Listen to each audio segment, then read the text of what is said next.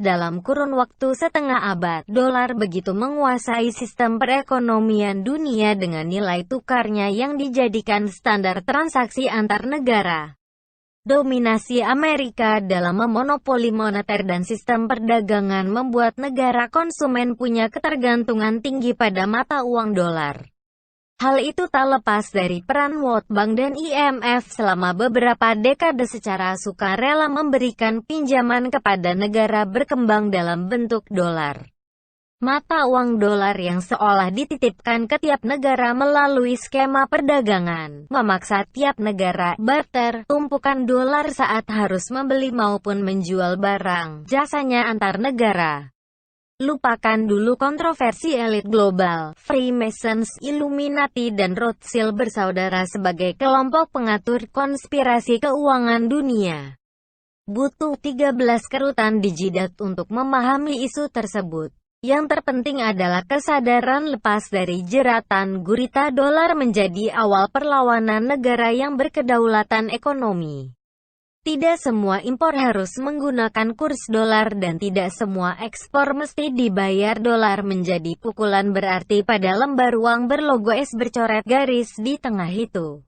Indonesia, Singapura, Malaysia, Jepang, Australia, Korea Selatan dan Tiongkok sepakat mengikat perjanjian bilateral meninggalkan penggunaan mata uang dolar dalam transaksi perdagangannya. Keenam negara di Asia ditambah Australia, yang setengah Asia separuhnya lagi Amerika, ibarat bersekutu membuat pasar baru. Nilai tukar masing-masing mata uang diukur langsung antar ketujuh negara. Tidak lagi menggunakan kurs dolar. Buat yang mau jalan-jalan lihat kanguru di Aussie tiket pesawatnya seharga duit Australia. Buat yang mau lihat Petronas atau jadi TKI di KL cukup beli tiket senilai kurs ringgit. Atau yang punya bisnis dengan Alibaba sudah enak bayarnya pakai yuan. Begitu kira-kira gambaran sederhananya. Apa untungnya untuk Indonesia dan apa ruginya bagi Paman Sam? Bagi Indonesia yang perlahan mulai beralih menjadi negara produsen setelah sekian lama berleha-leha sebagai negara konsumen. Punya daya tawar lebih, potensi komoditas SDA kita banyak dibutuhkan negara lain. Minyak bumi, pertambangan mineral dan batu bara, gas alam dan CPO layak dijual mahal ke negara tetangga.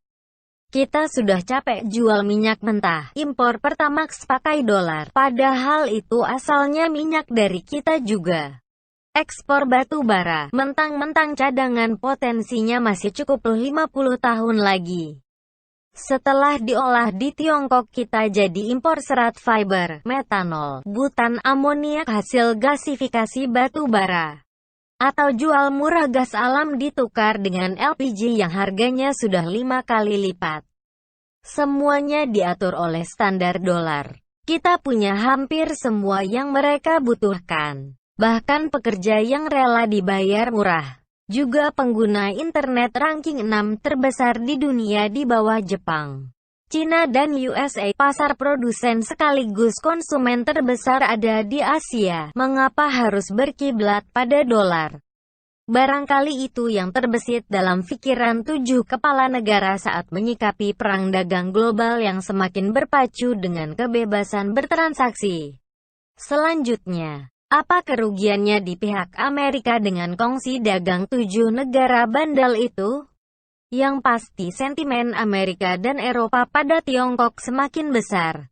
Ditambah si anak emas Indonesia semenjak dipimpin Jokowi sudah bermutasi jadi musuh dalam selimut. Jejak kapitalis barat di Indonesia masih kuat. Mengapa tiba-tiba menjatuhkan talak 3 pada dolar yang sebelumnya memanjakan rezim-rezim dengan limpahan hutang? Amerika punya banyak kepentingan strategis di kawasan Asia Tenggara, khususnya Laut Natuna dan Selat Malaka. Perang Amerika dan Cina yang sempat panas di Laut Cina Selatan pada akhirnya berhasil diredam oleh persekutuan 6 negara yang berada di zona laut bermasalah tersebut. Rencana perang pada akhirnya menjadi strategi politik dagang. Saling ancam adu tembak peluru hanya sebatas perang psikologis. Justru kewaspadaan mengantisipasi perang militer cukup menyita anggaran besar. Produsen senjata panen rejeki dari pesanan negara-negara berdampak langsung dengan arena perang USA Tiongkok. Eropa dan Amerika mengeruk untung dari riuh potensi Perang Dunia Ketiga. Sadar atau tidak, Perang Dunia Ketiga sebenarnya sudah terjadi. Bukan tembak-tembakan rudal peluru atau saling lempar granat. Tetapi Perang Dagang Dunia itulah Perang Dunia Ketiga. Paham kan Mas Bro?